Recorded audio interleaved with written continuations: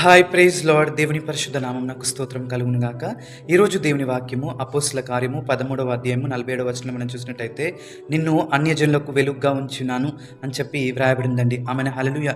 చూడండి ప్రియ దైవజనమా, ఎవరైతే దేవుని ఎరగని వారిగా ఉన్నారో, అన్యజనులుగా ఉన్నారో, వారు దేవుణ్ణి తెలుసుకొని రక్షణ పొందుకోవాలని చెప్పి దేవుడు మనల్ని వారికి వెలుగుగా నియమించి ఉన్నారు.